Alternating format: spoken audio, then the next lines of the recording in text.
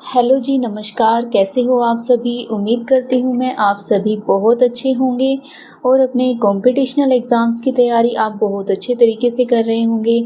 Gainer academy के platform पर आप सभी का स्वागत करती हूँ। आज की हमारी क्लास रहेगी हरियाणा के जो आर्ट और कल्चर से रिलेटेड इम्पोर्टेंट क्वेश्चन हैं उनकी एक क्लास रहेगी। तो हम इन क्वेश्चन को अब पढ़ते हैं। तो हमारी क्लास को स्टार्ट करते हैं। आपके लिए यहाँ पर फर्स्ट क्वेश्चन है कि हरियाणा के किस जिले में मिट्टी के बर्तन बनाने की कला प्रसिद्ध है।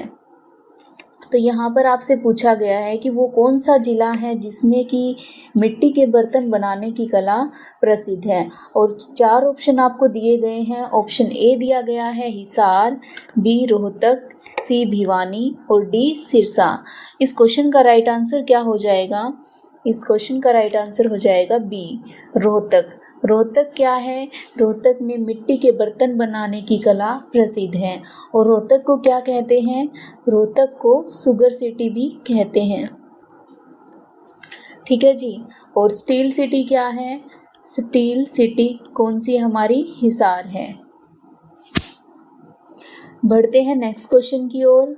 नेक्स्ट क्वेश्चन है यहाँ पर आपके लिए कि सीसवाल चित्रकला से संबंध, सीसवाल चित्रकला का संबंध जो है वो किससे है? ऑप्शन ए दिया गया है काले पर सफ़ेद रंग के चित्र, बी दिया गया है काले पर हरे का चित्र, सी दिया गया है सफ़ेद पर लाल का चित्र और डी दिया गया है सफ़ेद पर काले से चित्र। तो जो सीसवाल चित्रकला है उसका संबंध यहाँ पर पूछा गया है कि किससे है। इन ऑप्शन में आपको ये बताना है कि कौन सा ऑप्शन राइट है। तो इसका जो ऑप्शन ए है वो राइट हो जाएगा, काले पर सफ़ेद रंग से चित्र। काले पर सफ़ेद रंग से चित्र, ये है इसका राइट आंसर हो जाएगा। अब थोड़ा सा हम सीसवाल सभ्यता के बारे में जान लेते हैं कि जो सीसवाल सभ्यता है वो कहाँ पर है। सीसवाल सभ्यता है हमारे हिसार में। हिसार जिले में सीसवाल सभ्यता है। यहाँ पर सीसवाल गांव है और यहाँ पर क्या है कि एक प्राचीन जो है प्राचीन पुरातात्विक स्थल है। हाँ जी। अब बढ़ते हैं हमारे नेक्स्ट क्वेश्चन की ओर। निम्न में से कौन सी हरियाणा की प्राचीन मूर्ति है? हरियाणा की प्राचीन मूर्ति। ऑप्शन ए दिया गया है भगवान श्री राम, बी भगवान श्री कृष्ण, सी यक्ष यक्षिणी और डी सूर्यदेव। तो इस क्वेश्चन का राइट आंसर हो जाएगा यक्ष और यक्षिणी। यक्ष और यक्षिणी की जो मूर्तियां हैं वो हरियाणा में सबसे प्राचीन मूर्तियां हैं जो कि कहाँ से पाई गई थी? जो कि फरीदाबाद, हथीन और पलवल और भदास से। तो यहाँ से जो ये है यक्ष और यक्षिणी की मूर्तियाँ प्राप्त हुई थी। नेक्स्ट क्वेश्चन आपको दिया गया है कि श्री कृष्ण संग्रहालय कहाँ पर है। तो जो श्री कृष्ण जी का संग्रहालय है वो हरियाणा में कहाँ पर स्थित है, ये आपसे पूछा गया है। ऑप्शन ए दिया गया है पानीपत, बी फरीदाबाद, सी रोहतक और डी कुरुक्षेत्र। इस क्वेश्चन का राइट आंसर हो जाएगा कुरुक्षेत्र। कुरुक्षेत्र में और कौन कौन से संग्रहालय हैं? कुरुक्षेत्र में और है यहाँ पर धरोहर संग्रहालय कहाँ पर है? ये भी कुरुक्षेत्र में ही है। और ये किस लिए प्रसिद्ध है? ये है हरियाणा की जो सांस्कृतिक विरासत है, हरियाणा की सांस्कृतिक विरासत के लिए ये प्रसिद्ध है। और यहाँ पर क्या है कि कुरुक्षेत्र में ही भगवान श्री कृष्ण और यहाँ पर जो महाभारत का जो युद्ध हुआ था कुरुक्षेत्र में ही हुआ था। और ये जो है श्री कृष्ण संग्रहालय ये कब स्थापित किया गया था? ये स्थापित किया गया था 1987 में।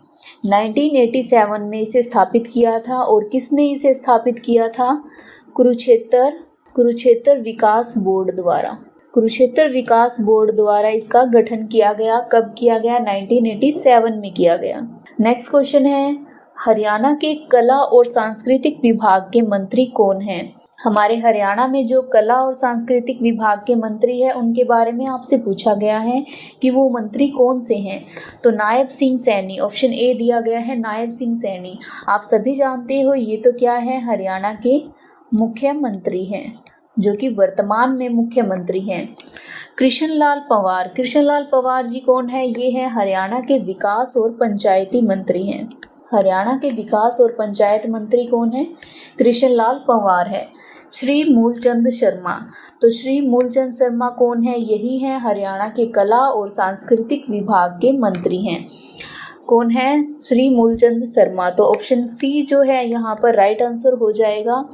और इन्होंने ये जो विभाग है ये वर्तमान में कहाँ पर है? ये विभाग है चंडीगढ़ में। चंडीगढ़ से इसे कहाँ पर स्थानांतरित किया गया? कुरुक्षेत्र में। चंडीगढ़ से इसे कुरुक्षेत्र में स्थानांतरित किया जाएगा। और इसका जो नाम क्या रखने की स्वीकृति दी गई है? इसका नया नाम जो रखने की स्वीकृति दी गई है, कलाकृति भवन। तो ये जो नाम है रखने की उनको स्वीकृति प्रदान की जा चुकी है। हाँ जी, बढ़ते हैं अब नेक्स्ट क्वेश्चन की ओर। गोहाना के किले का निर्माण किस राजा ने किया था?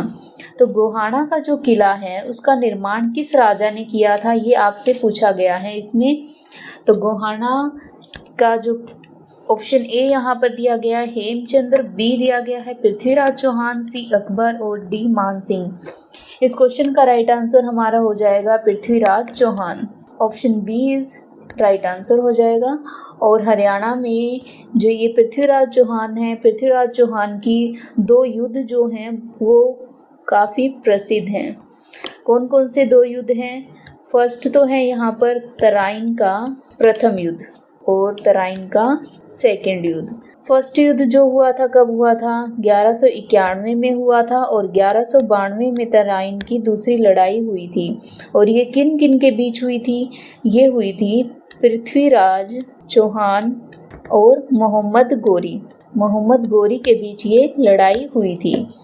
प्रथम युद्ध में तो पृथ्वीराज चौहान जो है जीत गए थे। जीत किसकी हुई थी? पृथ्वीराज चौहान की जीत हुई थी तराइन की पहली लड़ाई में और मोहम्मद गोरी की हार हुई थी। और जो तराइन का दूसरा युद्ध हुआ था उसमें क्या हुआ था कि पृथ्वीराज चौहान हार गए थे और मोहम्मद गोरी की जीत हुई थी।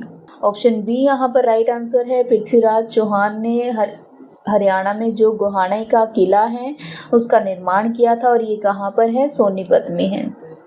हरियाणा में गुग्गा नवमी का त्यौहार किस माह में मनाया जाता है?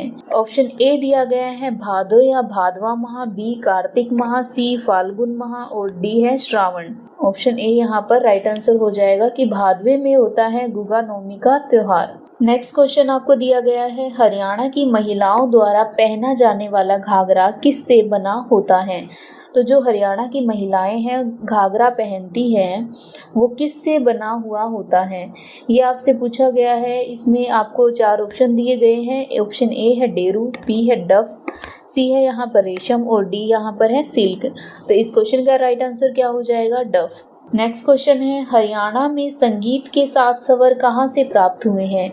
ऑप्शन ए दिया गया है सुध, बी अग्रोहा, सी हिसार, डी कुरुक्षेत्र। तो ये जो संगीत के 7 स्वर है ये कहाँ से प्राप्त हुए हैं? अग्रोहा से। और अग्रोहा कहाँ पर है? ये हिसार के अंतर्गत आता है। और जो अग्रोहा है इसकी स्थापना किसने की थी? अग्रोहा की स्थापना की थी महाराजा अग्रसेन ने। महाराजा अग्रसेन ने इसे स्थापित किया था और यहाँ से क्या मिले थे? संगीत के 7 स्वर मिले थे। ऑप्शन बी यहाँ पर राइट आंसर हो जाएगा। बढ़ते हैं नेक्स्ट क्वेश्चन की ओर। पंडित लक्ष्मीचंद का संबंध किस क्षेत्र से है? पंडित लक्ष्मीचंद के बारे में तो आप सभी जानते हो, ये क्या थे? हरियाणा के एक प्रसिद्ध कवि भी रहे हैं और लोक कलाकार भी रहे हैं। पंडित लक्ष्मीचंद जो हैं इनका संबंध किस क्षेत्र से है ये आपसे पूछा गया है। ऑप्शन ए दिया गया है सिनेमा, बी सांग या स्वांग, डी सी उद्योग और डी अध्यापक। तो इनका संबंध किससे है? सांग से। ये एक प्रसिद्ध सांगी रह चुके हैं। इनका जन्म कब हुआ था? जन्म हुआ था 1903 में और कहाँ पर हुआ था? सोनीपत में। इनका जन्म सोनीपत के कहाँ पर हुआ था? सोनीपत के जाटी कला गांव में। जाटी कला गांव में पंडित लक्ष्मीचंद का जन्म हुआ था और ये हरियाणा के प्रसिद्ध सांगी रह चुके हैं। और इनकी मृत्यु कब हुई थी? मृत्यु हुई थी 1945 में।